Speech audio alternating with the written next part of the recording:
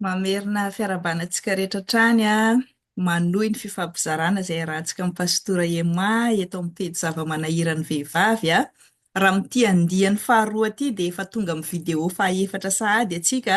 Raha tsy haivo kely tany amin'ny vidéo voalohany a, dia namintona ny fiainany voalohany tao anatin'ny fifoazana antsika. Tao amin'ny vidéo faharoa dia efa niditra tsikelikely tamin'ny dingana izay nidiaviny nahatongavany ho mpiandry antsika. Ny vidéo fahatelo moa dia natokana antsika manokana mihitsiny tamin'ny fifandraisany sy izay fantatra ny momba ny mamaneny lava. Ary amin'izao vidéo fahaefatra izao dia miresaka miverina manokana amin'ny pastora Ema amin'izay zany antsika fa tsy amin'ny maha-pastora anazy fa amin'ny maha-mpiandry anazy. Namarana antsika ny vidéo talohany izao ilay fanokanana ny mamaneny lava ho mpisorona be araka ny fisoroanana izay nataony Arona.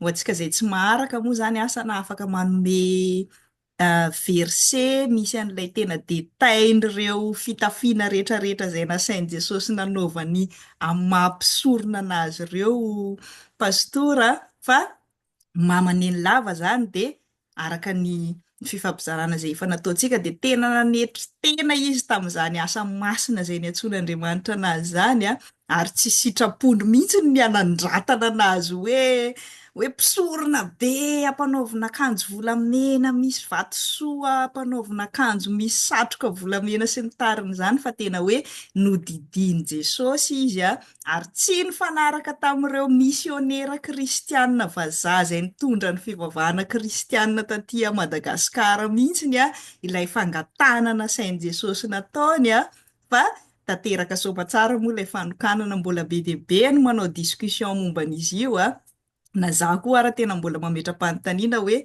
rehefa vita ve zany ny fanokanana dia nanao an'iny akanjo be miaraka amin'ny ranty volamena sy vatosoa be iny ve zany mamaneny lava nanomboka tao aorianan'io sa nanahoana, indrindrandrindra tamin'ny fifandraisan'ny pastora Ema manokana taminy. Miazo.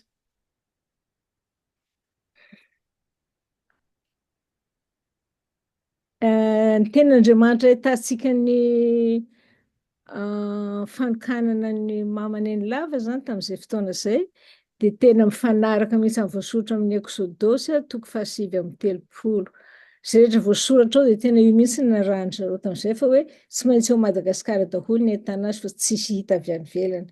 Ary na ny vola ny karakarana azy tamin'izany dia hoe vola avy ao Madagasikara avy amin'ny zanany fa tsy vola fanampiana avy amin'olona avy any ivelany. Misy zany nanao hoe tokony projet ty alefa any ivelany azahoana fanampiana dia tsy atopy fa nareo zanako daholo manao an'ireo ry Jesosy. Ary dia eto Madagasikara daholo ny ahitana ny zavatra rehetra izay ampiasaina. Ka ho vakiako zany Exodosy toko fahasivy amby telopolo amin'ny anaran'i Jesosy. Ary tamin'ny nanaovana ny fitafian'ny mpisorona, izay zany soramandry. Ary tamin'ny manga sy ny volomparasy ary ny mena no nanaovany ny fitafiana makarakara, hanaovana fanompoam-pivavahana ao amin'ny fitoerana masina ary nanao ny fitafiana masina ho an'ny Arona izy dia araka izay efa nandian'i Jehovah ny Mosesy. Ary nanao ny efoda tamin'ny volamena sy manga sy volomparasy sy mena ary rongony fotsy madinika voahasina izy. Ary namisaka ny volamena ho takelaka manify izy dia nandidididy azy ho kofehy volamena hahasiny amin'ny manga sy ny volomparasy sy ny mena ary ny rongony fotsy madinika dia asan'ny mpanenina mahay.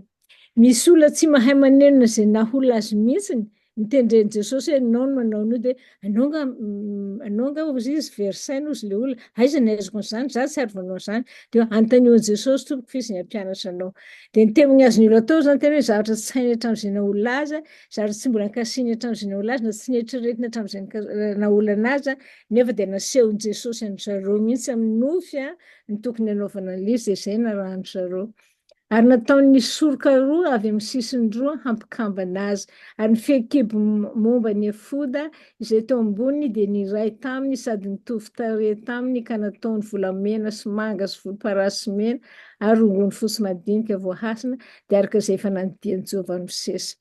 Ajany koa zany fa tsika rehetra afaka mamaky Dia misy sary amin'ireny boky ireny. Izaho manana sary amin'ny album fa tsy nijereko tokoa. Mhm. Angamba, wow, tsy mieritreritra an'izay aho. Mhm. Za koa ohatran'ny efa nahita Sary an'le sary miaraka amin'ny satroka ngeza be iny dia ah, taorian'ny fanokanana ve zany dia nitafy an'iny foana mama sa rehefa fotoana mm. ahoana no nanaovany an'iny? Za zany dia tamin'iny ihany nahitako azy tamin'iny fanokanana iny. Ary dia tena hoe nampirimina zany le satroka fa amin'ile misy volamena betsaka iny zany a, fa hoe nisy olona te hangalatra zany a, sy le vatosoa rehetra ireny zany. Dia tena nampirimina mihitsiny. Fa tsy mba nampiasa an'ireny araka ny teneniko moa izy olona manetry tena iny.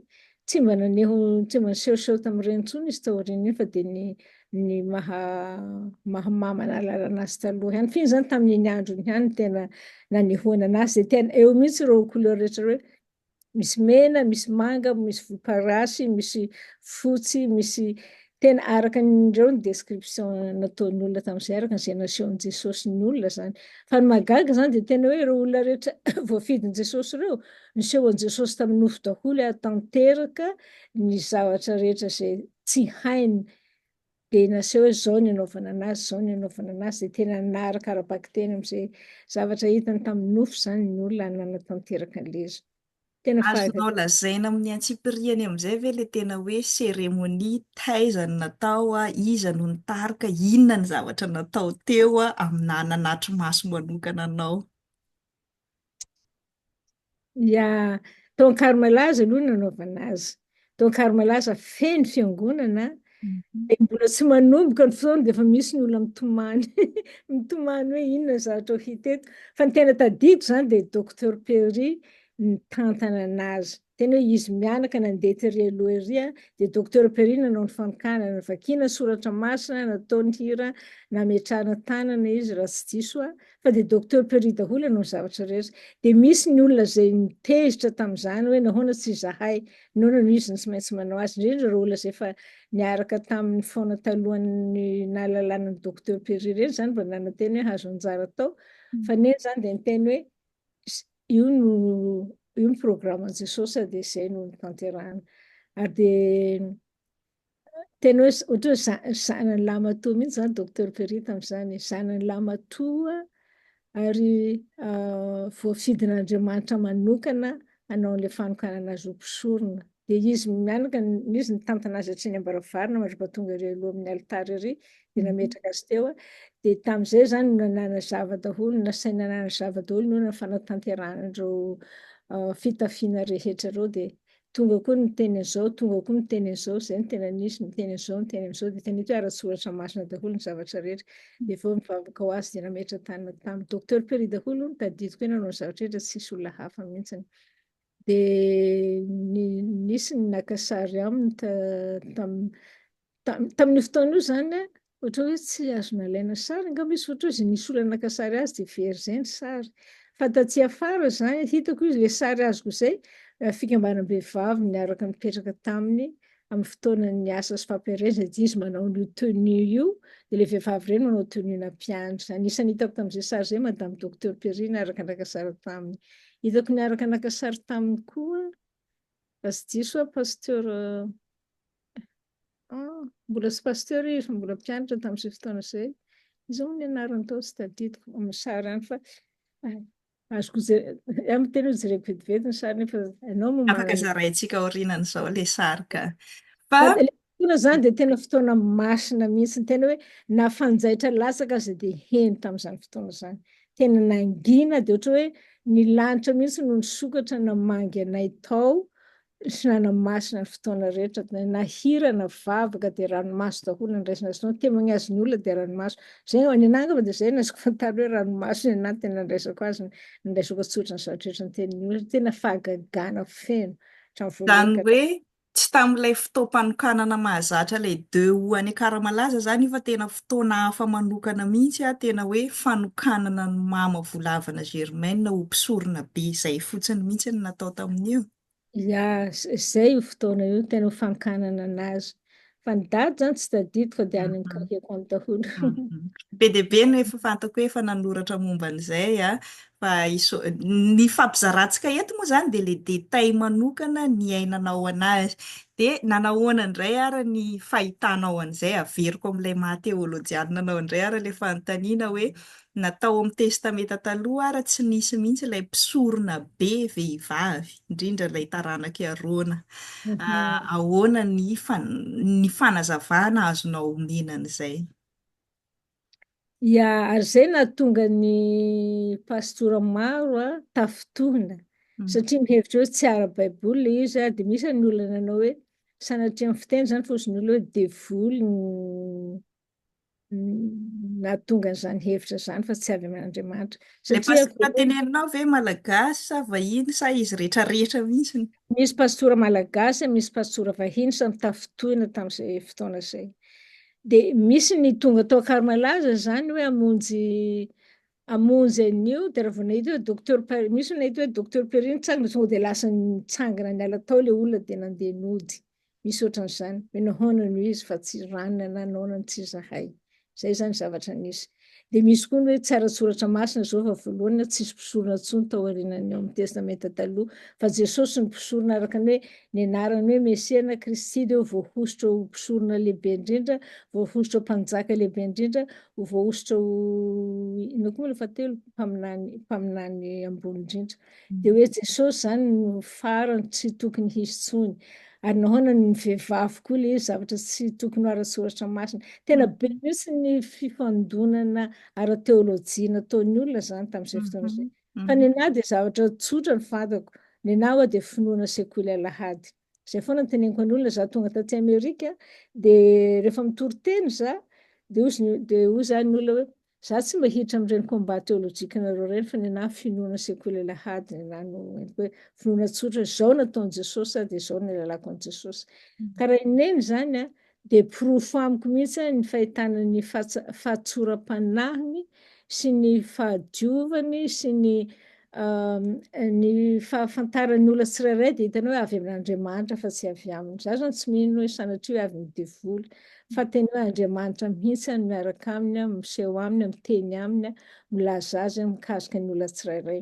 Dia za tena mino zany hoe iza dia tena olona natokan'Andriamanitra mihitsy. Za koa namaky ny tantarany hoe tamin'ny Alice Vokely nisehon'i Jesosy, izy nanao hoe ny dadiny zany ohatra hoe ombiasa, tsy hoe ohatra fa dadiny ombiasa dia izy mahita ny kintana amin'ny alina eny dia manao hoe mba tiako hita rô zao zanahary namboatra n'ity kintana ity zao. Zany hoe zavatra nireny tamin'ny Vokely.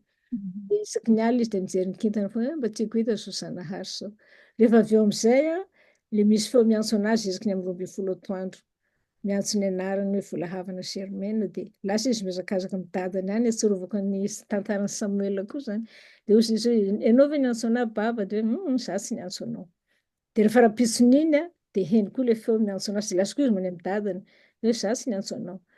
Dia rehefa dia gaga ny dadiny zany misy miantso an'ity zanako ity foana dia nataony amin'ilay skidiny zany mahombiasa anazy dia hitany hoe ny Andriamanitra ambony indrindra sy mahery indrindra miantso anazy io. Dia teo zany dadiny natahotra izay ty zany hozy izy ambony noho ny anahy dia zay nahatonga ny dadiny nametraka azy tany amin'ny anabavin'ny dadiny zany avy aloha izy mipetraka amin'ny anabavin'ny dadiny any fa tsy eo aminazy intsony satria ohatra hoe songona anazy mahombiasa anazy. Eo zany mba fahazahoako kely ny zavatra nitantarain'ny zareo tamin'izay. Dia avy eo amin'izay moa zany le hoe izy maty 3 andro iny efa niteneniko taloha iny dia ny tany an-danitra izy nampianarin'i Jesosy ny inona moa ny fiteny rehetra ety ambony tany hoe fiteny anankena ngeza indrindra zany tena nianarany tany dia maneho an'izay fahaizany an'izay le hoe izy rehefa tany amin'ny mpanjaka tany Norvezy dia misy olona mandika teny diso dia niteneniny tsy izay tompoko ny zavatra niteneniko tao dia gaga le olona hoe tena mahay tokoa izy. Dia tamin'izy taty Amerika koa nisy olona mandika teny koa dia nataony hoe tsy izay ny marina dia korizeny foana, ahitsiny foana zany ny olona hoe tsy izay ny zavatra niteneniny, tena manao hoe mahay an'ilay langue izy, le fiteny fa tsy hoe olona sanatria hoe bado, izay tianao teneninao dia ho teneninao. Ka Henoko asehon'Andriamanitra. foana moa zany hoe mamaneny lava taty Amerika, tany Norvezy, tany France, izy tenany zany tsy miteny frantsay na anglisy na norveziana fa misy mpandika teny izy fa izy avy eo no manitsy rehefa diso le fandika teny fa tsy Tena hoe izy izay. no miteny anglisy na izy no miteny Mhm. norveziana. Ia, marina mihitsy izay. Miteny gasy ihany izy, miteny gasy. Zay mahatonga ny hoe atsika ny Madagasikara amin'izao fotoana izao ohatra hoe zany fanajantsika ny teny malagasyntsika. Ny olona manaja ny fiteniny tsika miezaka manao ny fiteniny hafa. Fa ny izy dia teny malagasy ny tenenany a, teny malagasy ny vavahany, fa ny olona no mandika teny, dia ireo mpandika teny ireo no hitsiny rehefa hoe tsy izay ny zavatra noteneniko tao, tsy araka ny zavatra nolazaiko zay. Dia hoe ilay olona vao miaina hoe izao no teneniko tompoko dia adikao manaraka an'ilay izy.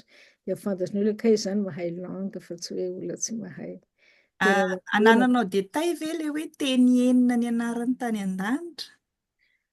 Ny hitako ny soratra tany amin'ny boky tany koa aloha izay, fa anisany hita zany hoe mahay teny frantsay izy, nahay teny anglisy izy, nahay teny norveziana izy, nahay teny danois izy, nahay teny tsy haiko ny firenena sasany, ohatra hoe tsy henoko nisy firenena hafa nandehanany fa tsy izay.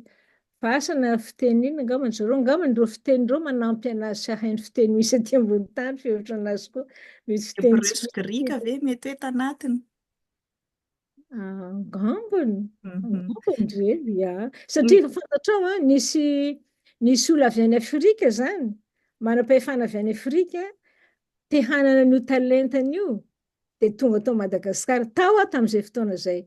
Dia ilay Mhm. olona izay nanao hoe mba omeo amin'io talentany io mba hanaovako asa magaga any Afrika zany. Mhm. Ozy Jesosy mitovy milato amin'ny baiboly iny mihitsy koa, dia ozy Jesosy hoe tsy azo zaraina zany io fa zay omeny Jesosy azy manana azy. Dia nisy nangataka koa hoe andao ary ianao mba hiova fiangonana, mba ho amin'ny fiangonanay zany dia mba atao ao aminay no misy anao. Dia fa tamin'izay izy no teny hoe ato amin'ny loterana tompoko ny antsoiny Jesosy anà, dia mijanona loterana satria tiany Jesosy ty fiangonana loterana ty. Zay aloha no teneny tamin'izay.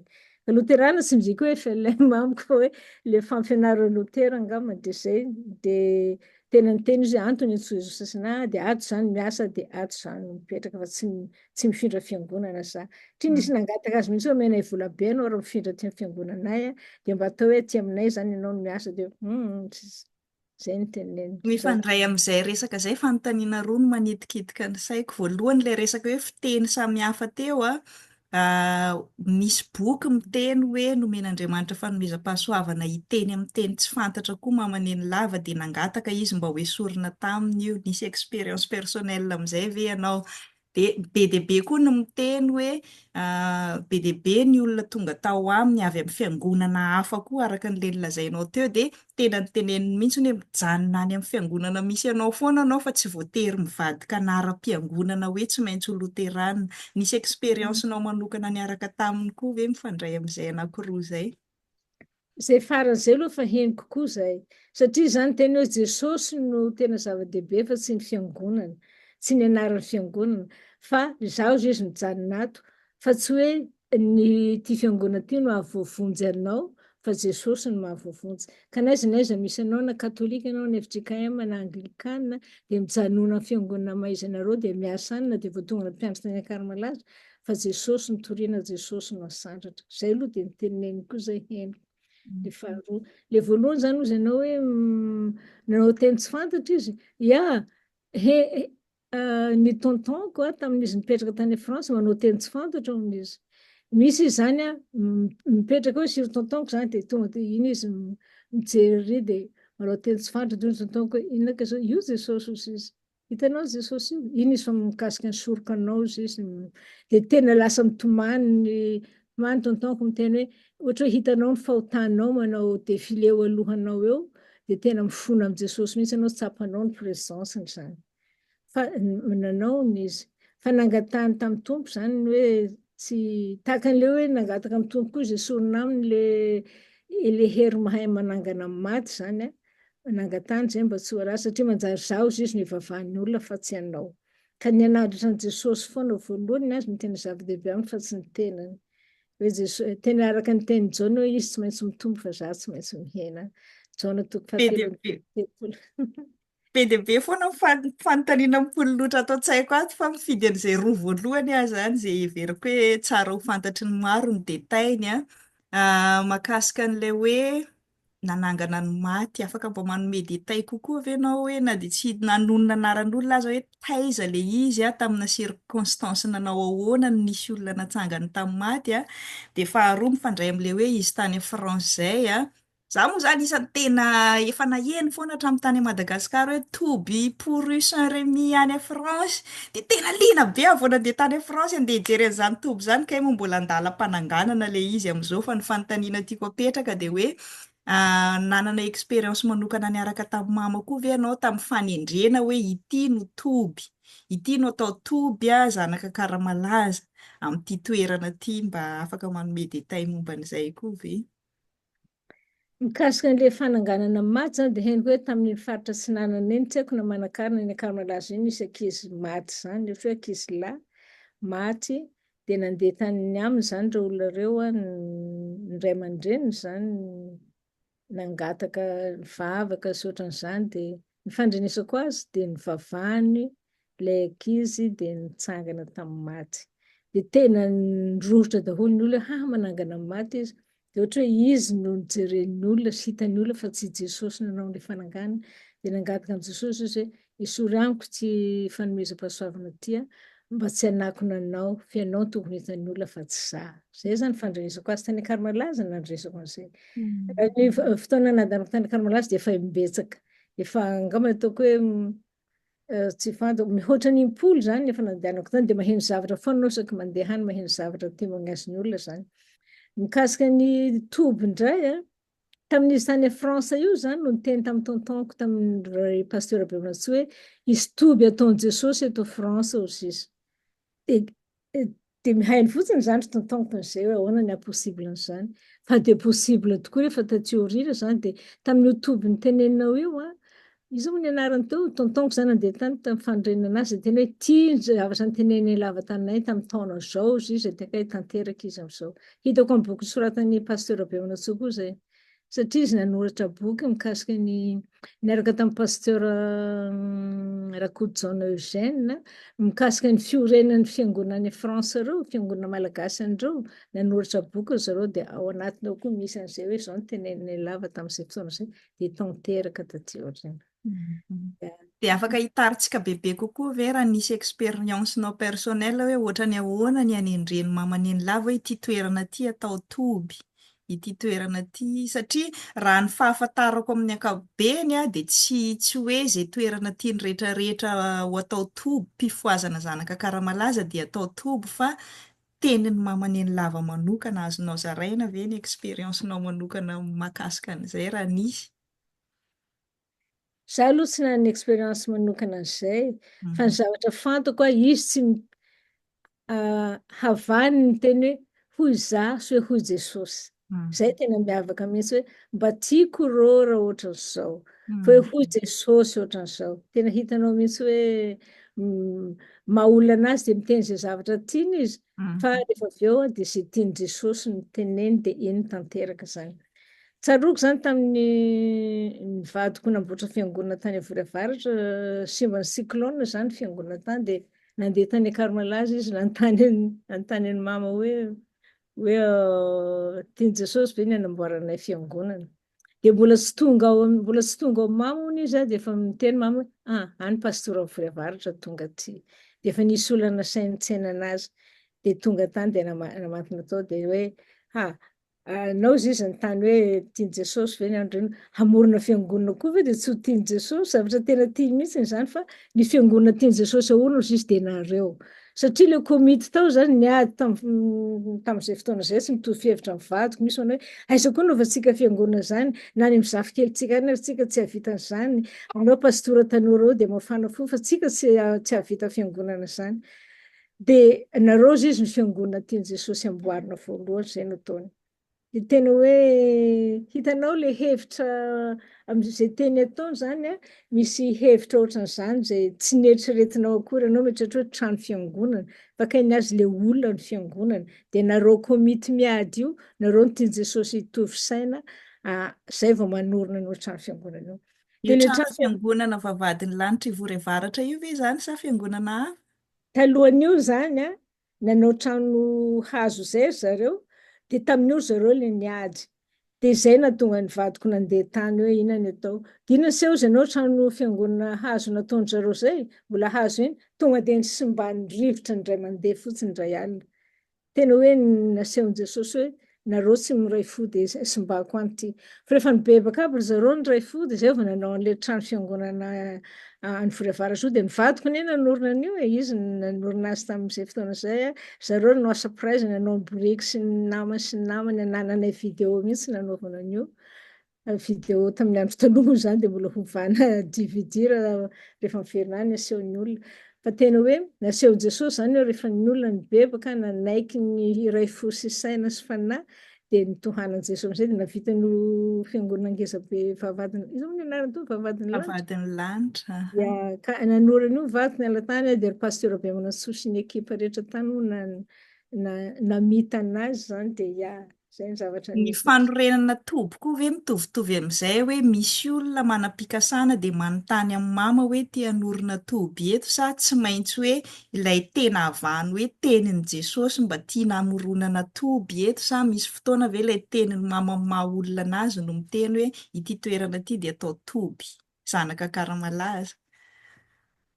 Za zany tsy naheno hoe ny teniny amin'ny mahamama anazy. Fa ny zavatra fantako dia izay zavatra noteneniny amin'ny anaran'i Jesosy dia tanteraka foana. Mety tsy tanteraka eo ho eo fa miseho ny voninahitran'Andriamanitra ty aoriana dia izay ny olona voaresy lahatra hoe ty ilay noteneniny mama tamin'izao, ty tokoa ka ilay ny sitrapon'i Jesosy. Fa izy mety miteny fotsiny amin'ny maha olona anazy hoe mba tiako rô ohatran'izao. Fa tsy manery izy amin'iny fa rehefa sitrapon'i Jesosy dia izay izao tompoko ny lazain'i Jesosy. Izao no tian'i Jesosy atao amin'ity. Tena ataony mazava tsara ohatran'izay. Dia hitanao mihitsy hoe miaraka amin'i Jesosy izy hoe Jesosy miaraka aminy. Jesosy satria misy izy miresaka aminao dia manao hoe mijery ambony eny dia io Jesosy, izao no teneniny.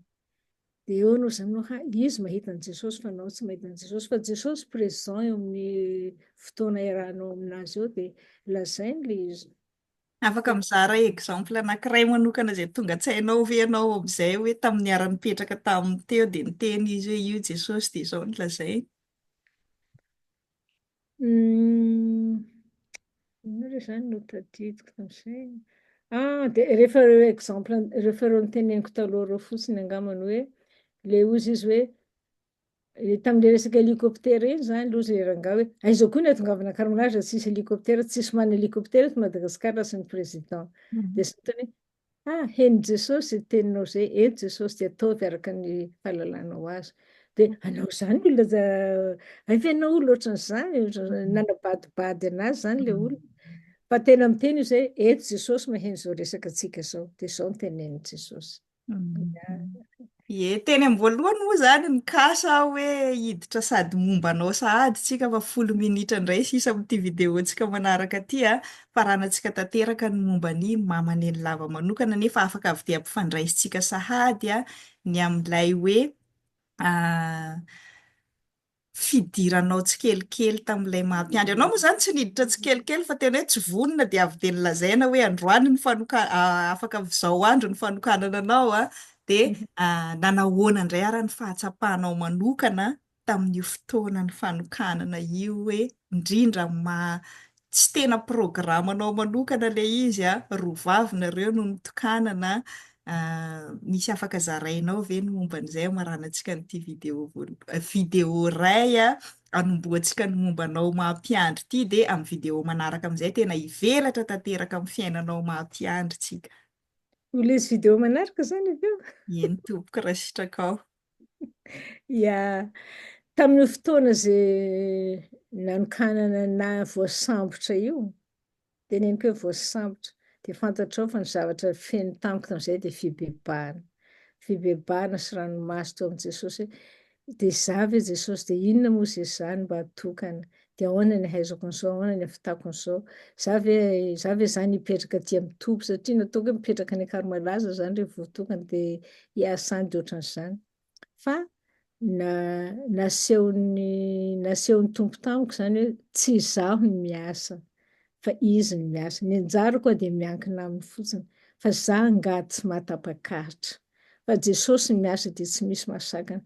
Dia tena tazomiko amin'ny teny zany Jesosy rehefa izaho manao asa fampielezana hatramin'izay fotoana anokanana azy hoe Jesosy no miteny, Jesosy ny miasa dia izy ny maneho ny voninahiny fa tsy izaho mihitsiny fa izaho afeniny afeniny mba tsy ho hitan'ny olona. Ary zay moa ny fampianaran'ny neny koa zany hoe ataovy zany zay tany olona an' Jesosy fa tsy nareo. Misy zany ny olona manao hoe zany vavaka ho anao dia zay nasitrana anao. Tsy mba tiany mihitsy zay. Tsy ny vavaka antsika mihitsy hozy izy no namonjenan'ny olona iny, fa ny fifonan'i Jesosy ho an'iny olona iny, hoakafan'Andriamanitra iray. Dia ataovy zay tany olona an' Jesosy fa tsy ny tany olonanao. Dia misy ny olona manao zay tsy tena tadidiko ny exemple, fa misy ny olona zay miseho izy no ho hita, dia ohatra hoe voakapoka rehefa avy eo. Dia voakapoka dia miverina any mama, mifona mama fa nanao ohatran'izao, ohatran'izao. Zay ny zavatra hita zany. Misy foana ny olona tonga ao mifona, dia misy ny olona tonga ao manao témoignage, dia fa ny ankabeazany zany dia hoe olona resin' Jesosy zany izay. Resin' Jesosy ny olona rehetra dia manaiky, dia tonga ao aminazy eo dia misaotra an' Jesosy ny amin'ny vavaka sy ataony. Ka izy miteny hoe nareo no izy vao efa niteneniko angamba, nareo izy vao miala any dia efa asehon' Jesosy anahy, efa fantako aby ny toe-ponareo, miditra eo nareo dia efa asehon' Jesosy anahy soratra amin'ny fonareo eo, dia zay ny alalako ny zavatra rehetra, fa tsy hoe zaho no mamorona fa Jesosy manoro azy anahy. Ka zay atorony anahy hozy izy ny fantako, fa zay tsy atorony tsy fantako. Misy koa nefa tsy atoron' Jesosy anazy dia tena manao hoe maninona ary tsy nampahafantarin'ny tompo anahy mikasika an'ity. Misy koa izy manao ohatran'izany. Tadidiko tsara misy tenin'ny mpampianatra anay tamin'ny mpiomana mpiandry tamin'izany fotoana zany hoe ny fiomanana maha-mpiandry tsy vitan'ny roa taona.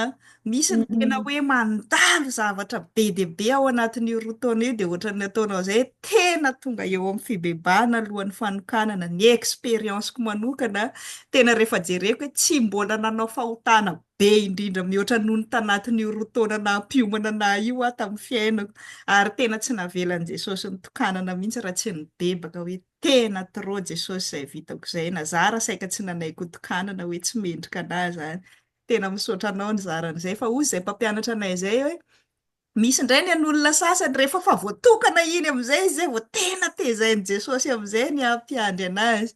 Dia tena hoe samy manana ny expérience-ny zany ny mpiandry tsirairay fa ny tiako amaranana an'izao 10 minitra farany izao dia tena le hoe sensation-nao personnel mihitsy tamin'io fotoana nanokanana anareo io. Ahoana ny fahazahoanao an'izany hoe mampiandry zany dia inona amin'izay avy eo ny hitanao hoe inona ny azonao zaraina zany tena hoe nanamarika ny fiainanao hoe taloha tsy mpiandry dia izao mpiandry tamin'io fotoana nanokanana io.